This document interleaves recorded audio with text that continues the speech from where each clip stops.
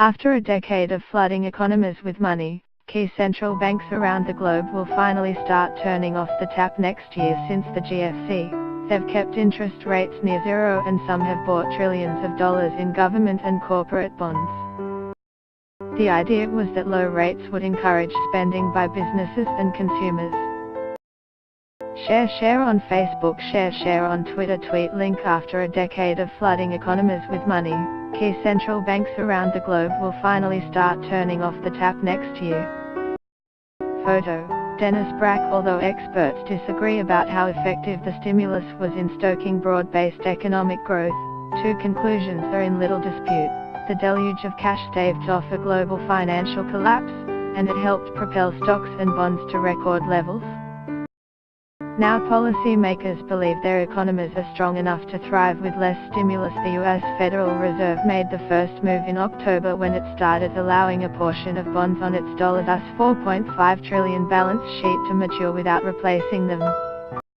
Related articles: The J-Curve, Why the World is Embracing Jerome Powell. Donald Trump names Jerome Powell to head Fed. The European Central Bank is still buying government and corporate bonds, though it recently delineated a plan for tapering off those purchases starting in January.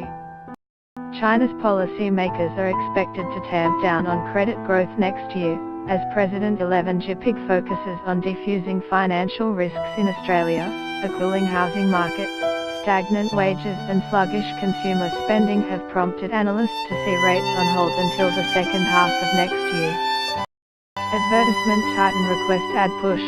Ad spot -300 extension 250, pose 3, and the Bank of Japan will probably keep printing money, but that won't be enough to offset a global decline in central bank stimulus, which economists see starting sometime in mid to late 2018. You will now receive updates from Business AM newsletter. Business AM newsletter. Get the latest news and updates emailed straight to your inbox. By submitting your email, you are agreeing to Fairfax Media's terms and conditions and privacy policy. It will worry a lot of investors, because no one's really prepared for it, says Nader Eimi, the fund manager at AMP Capital Investors in Sydney. WHO's boosted his cash allocation to 30% in anticipation of pain in bonds and stocks.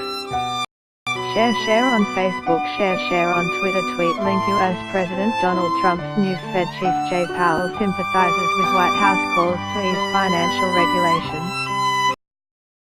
Photo: Olivier Delire. It will hurt, you want it to hurt, otherwise financial conditions will be too loose. In surveys, global investors identify a shift to monetary tightening as the single most likely cause of the next recession.